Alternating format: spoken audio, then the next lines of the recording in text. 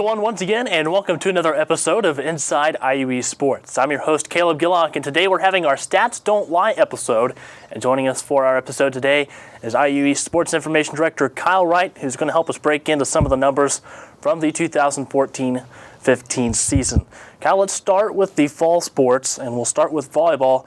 The first number of note is .265. Why is that significant? Well, for volleyball, that stands for hitting average. And 265 hitting average, which is pretty similar to a batting average in baseball in volleyball terms. That's the percentage of attacks that actually are converted for kills. In the whole history of IU East volleyball, 8 years worth, anytime IU East has had a 265 hitting average or better, IU East has won. Not just this year, but the whole 8 years worth. So whenever you're following the Red Wolves, if you're following on the live stats or listening to you on the air next year, if the Red Wolves are hitting 265 or better, there's a pretty good chance they're going to win the game. That's been the magic number for 8 years. All right, how about .120? Now that's specific to this year. The next few numbers we're going to talk about are specific to this year. 120, that stands for the opponent's hitting percentage against IU East this year. If the Red Wolves held the opponent to a 120 hitting percentage or better, or worse, that means they were undefeated. IU East was 13-0 when they were able to do that. What was interesting to me, usually the trends which we try to give to the broadcasters, usually something we did. Usually a certain number of blocks we win or a certain number of aces we win. There really was no rhyme or reason to it on the IU East side of things. We had some good wins where we hit well. We had some losses where we hit well. Some wins with a ton of aces, some losses with a ton of aces. The one thing that was constant, if the other team hit 120 or worse, then IU East 100% of the time came out with a win this year. All right. Also another number that will jump out to you on any stat sheet, 28. 28, that is significant because Mallory Livingston this year against IU Southeast set the school record for kills in a match. The old record was 26. That was set in 2009. I thought that 26 was going to last for a while, but Mallory, I remember that match. I was pulling triple duty, doing several things at once, and looked down at the stat sheet. In the middle of the fourth set, Mallory was already at 25 kills or some unbelievable number, and we're like, wow, she's going to run away with that. Not only is that the IU East record, but IU East has played a lot of great teams in 8 years. That's the second most that's been in an IU East match. There was another person from another team that had more than 30, but 28's for an IU East player the most we've ever seen. All right, the last number from volleyball, 56. 56, that was a new school record. Bailey Gates, freshman middle for IU East, set a school record for aces this year. It kind of got lost in the shuffle. She did it in the very last match of the year, which was at the conference tournament, which ended the season, so it kind of got lost in the shuffle. And some other individual awards for some other players kind of took the spotlight at that point. But I wanted to make sure we recognize Bailey. Excellent performance for a freshman, and IU East played considerably fewer matches this year than they have in some of the recent years. So for her to set that record in that few games as a freshman, a really great accomplishment for Bailey. All right, moving on to another fall sport, cross country. The first time is 1958. Significance of that's Grace Yetton's school record for this year on the women's side. She ran that in, I believe, her second career race. And want to give a shout out to Grace. She was running really well in a bad luck year. The time she put up this year, we've had cross country for 7 years now. The time she put up 5 of the 7 years that we've had cross country, her times would have been good enough to go to nationals. Just so happens this year was a tough year, and in a couple of years she actually would have won the thing. Not only would she have qualified for nationals, she would have won our conference and gone to nationals. So our conference is getting better, which is a good thing. I just want to make sure everyone knew, hey, Grace had a national caliber year, just did it in a year that was really good for our conference. All right, moving on to the next time, 108.27. That's 1 hour, 8 minutes, 27 seconds. That was the combined time for our women's cross country team for the top 5 runners at the KIAC meet. That's something our cross-country coach, Brett Crowley's on the rating committee for the national top 25, and that's basically what those rating committee people look at. They just get the top 5 times added up, and that's kind of how they decide who's first and who's 25th and who's in between. So that's the fastest we've ever had a team go. They save their best for last. One thing to keep an eye on in future years, typically you need to be under an hour combined for your team to contend for top honors. So IU East, if we can get a combined drop of about 8 minutes or so, then we might be looking at a national qualifying team. All right, the next one is 1 hour, 41 minutes, and 40 seconds. How about that one? Same idea. That's the combined best time for the men's team. That was at the Earlham Invitational this year. Again, the fastest 1 through 5 time we've ever had for a men's cross-country team. So that means this year's team was the fastest we've ever had.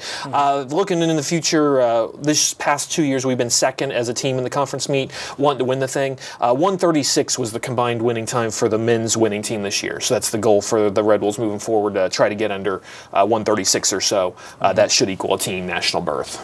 All right, moving on to our last fall sport, women's tennis, and that number is 2.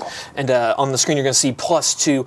Women's tennis had a lot of circumstances this year that kind of prevented us from having the kind of record we would have liked. But one thing I tried to do was compare the 3 players who were on the team 2 years ago that also were on the team this year. And if you add up their number of wins from 2 years ago, compare it to the number that they had this year, they had a 2-win improvement if you specifically look at those players. So even though the overall wins and losses weren't where we wanted, the players who came back, they won more matches than they did before. Not only did they win more matches, but they did it at a tougher position. Those players moved up from 5, 6, 7 singles to 1, 2, and 3 and actually won more matches. So even though if you look at our record, we want better things in the future years, but the players who played, they actually individually improved during this season. Anything else you'd like to add about the fall season?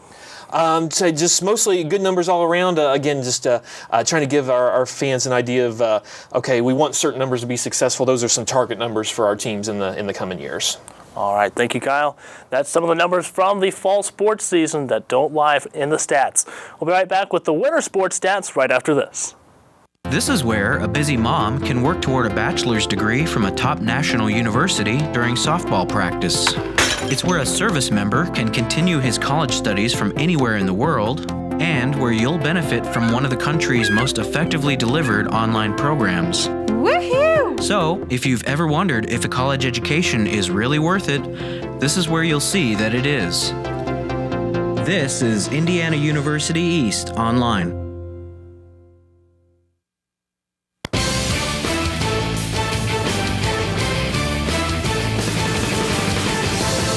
And welcome back to Inside IUE Sports for our Stats Don't Lie episode. We just finished talking about the fall sports, so now it's time to talk about winter sports. And the first one we're going to talk about is women's basketball. Kyle, they had a great first season, but the first number we're going to talk about is 86.82. And where on earth did we get that number? 86.82, that was the number of possessions per game for the women's basketball team.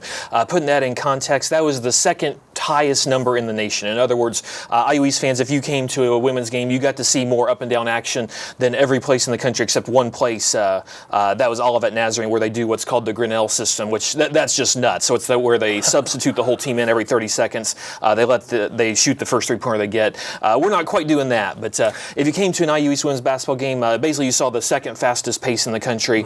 A lot of entertaining games for the IUE women in their first season.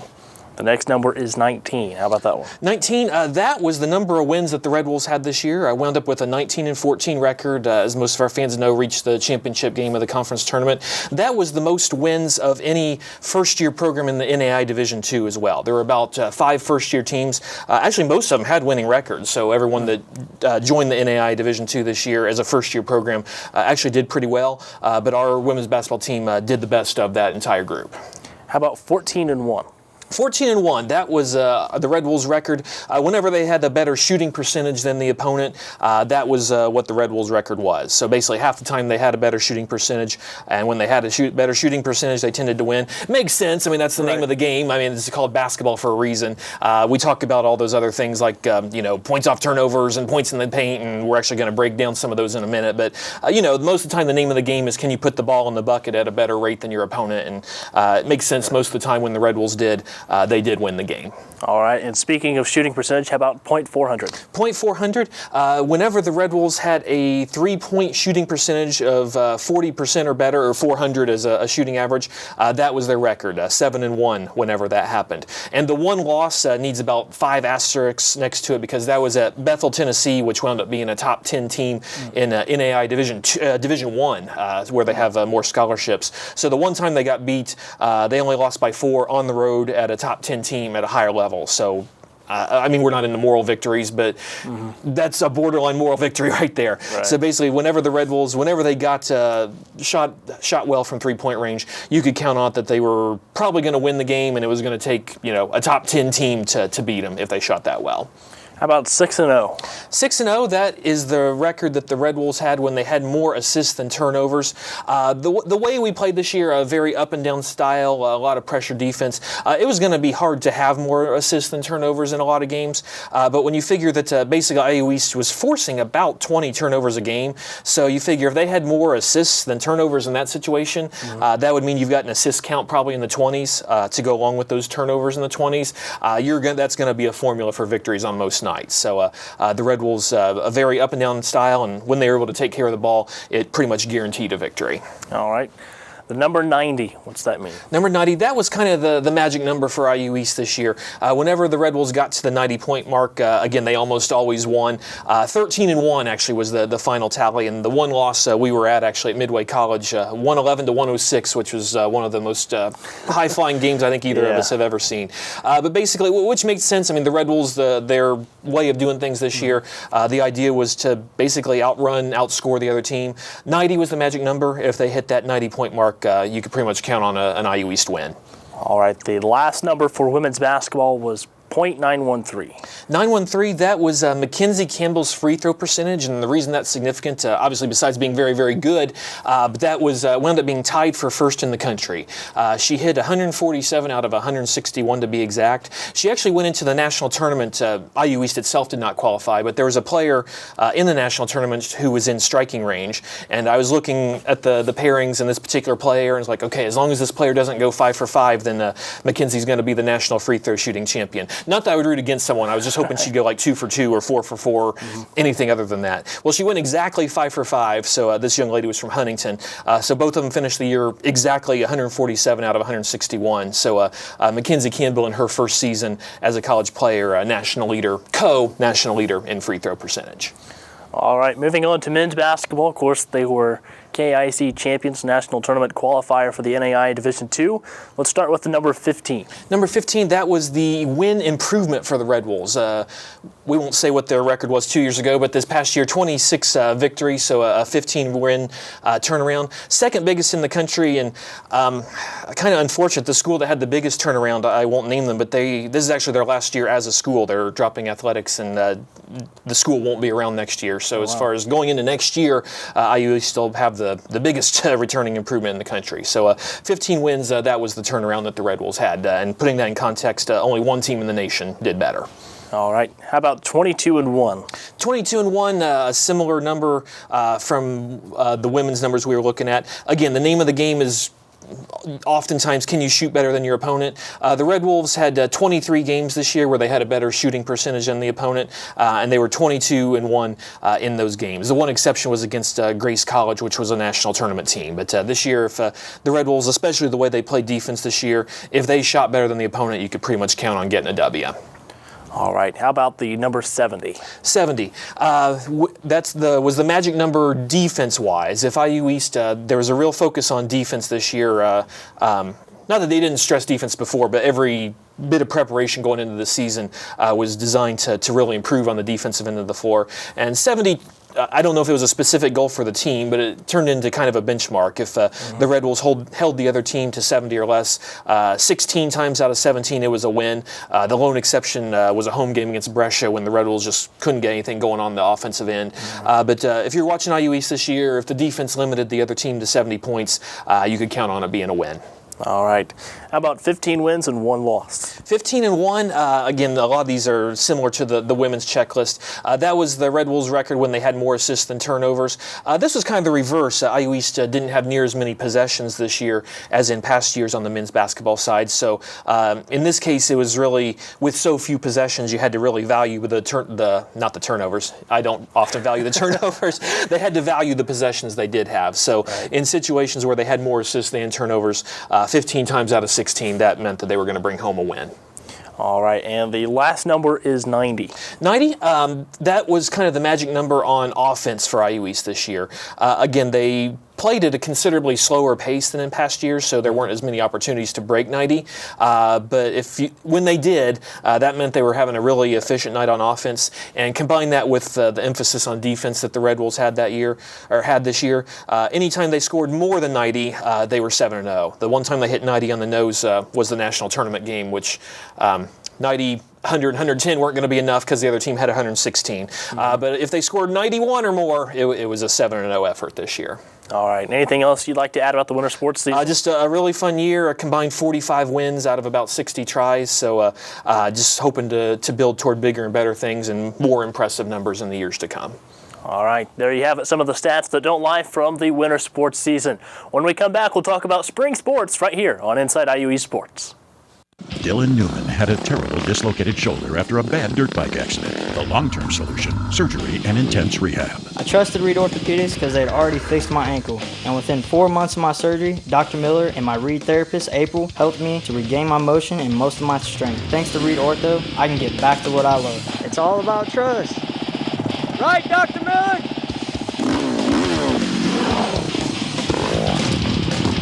Right here at Reed. Right here in Richmond.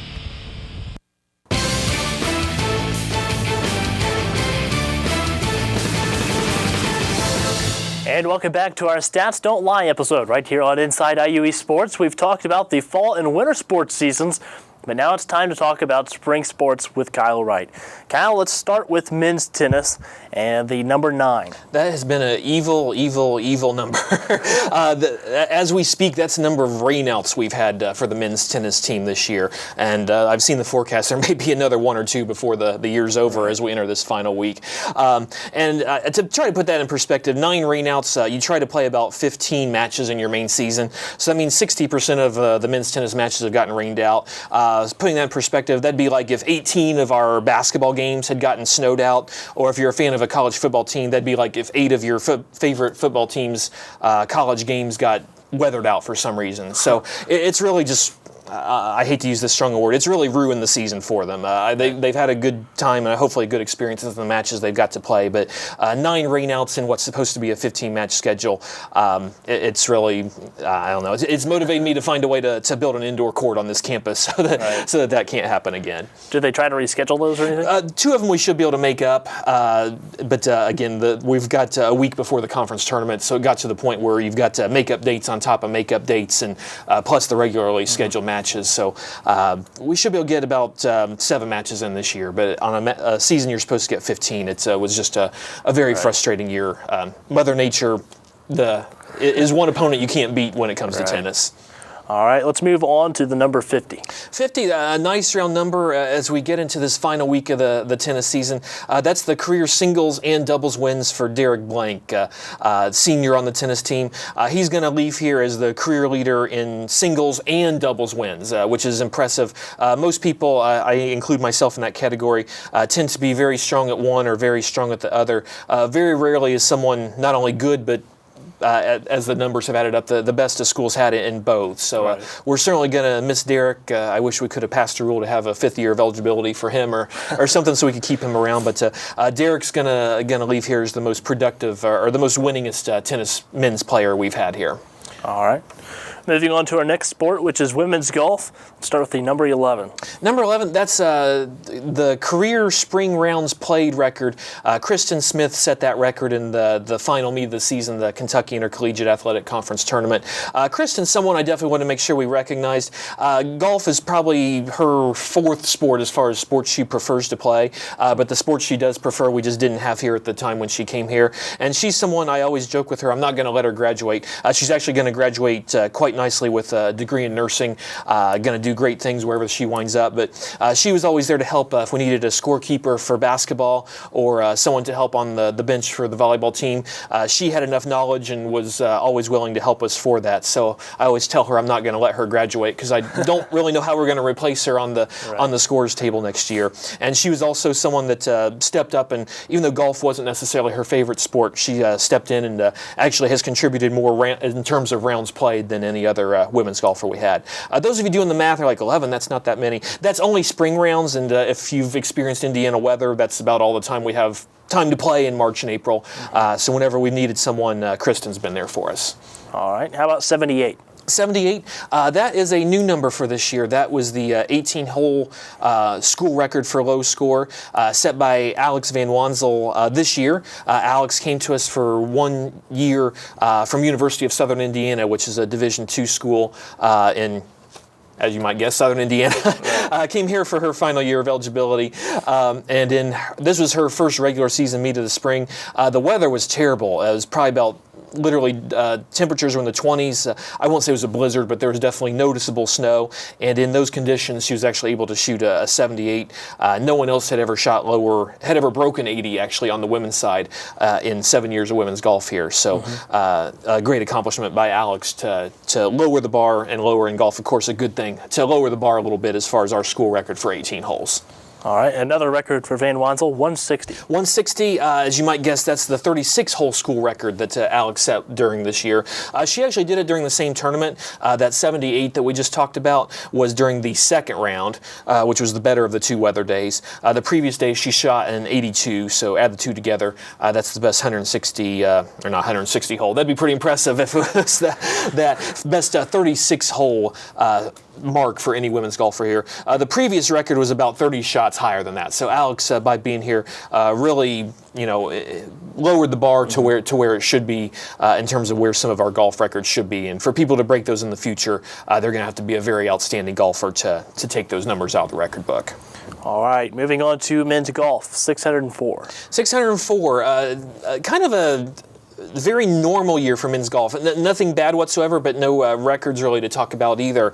So the two things that were unique about this year, we mentioned the number 604 first. We had the southernmost tournament that IU East has ever played in, and we also had the northernmost tournament that IU East has ever played in during this spring season. The 604 refers to the southernmost one, 604 miles to Pine Mountain, Georgia, which is where the men's golf team opened up their spring season. Interestingly, the course is right off of US 27, or better known to IU East fans as Chester Boulevard. So they could have actually just hopped on 27 and stayed on there all the way to the course. Probably would have doubled the drive time because of all the city driving they would have had to do.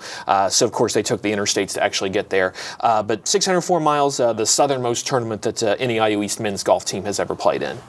All right, 203. 203, obviously there's not quite as much of the United States left above us going north. So 203 miles to South Bend, which was actually just this past weekend. The Red Wolves played in the Bethel College Invitational. That's actually the northernmost tournament that any IU East team has ever played in. So I don't know if we need to add some schools in Michigan to the schedule, which is always a little dicey given our weather situation. But yeah, in this 1 year, hopefully we'll have some on-course numbers to talk about because they're hosting the conference tournament actually as you watch this. So we're hoping to be able to talk about either an individual conference champion or maybe a team conference champion come next week. But during the regular season, again, a very, I guess you'd say, a very normal season. The most noteworthy things to this point are the fact that they went farther south than they've ever gone before, and they went farther north than they've ever gone before as well. All right, last but not least, track and field. Let's start with the number 13. 13, and that is a lucky thing in this case. That's the number of school records that IU East track and field athletes have set going into the conference tournament, which again is going on as we speak. That number actually could be higher. We had just the third indoor meet in school history, so they set a whole mess of indoor school records as well. But since we don't officially have indoor track and field, and since we've had so few meets, I didn't add that to the total.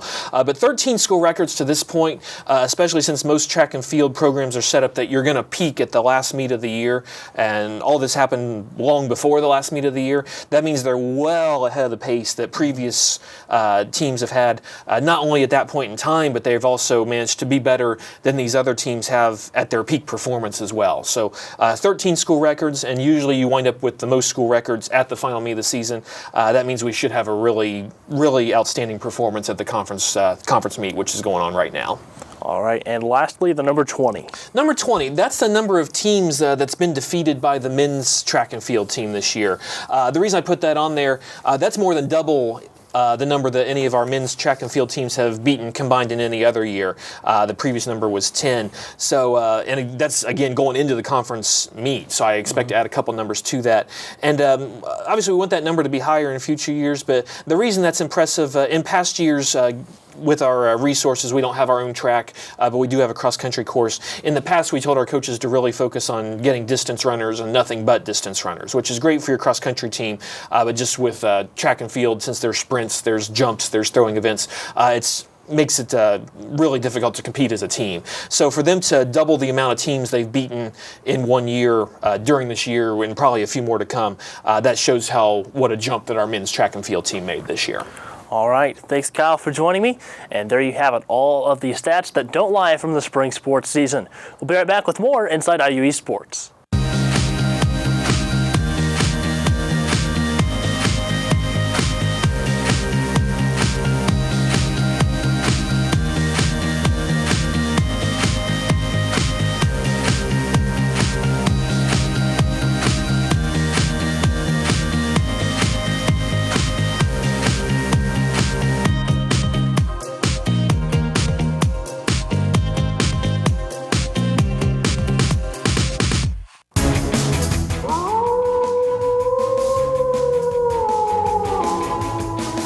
Welcome back to Inside IUE Sports, and that sound you just heard means that it is time for Wolf Center.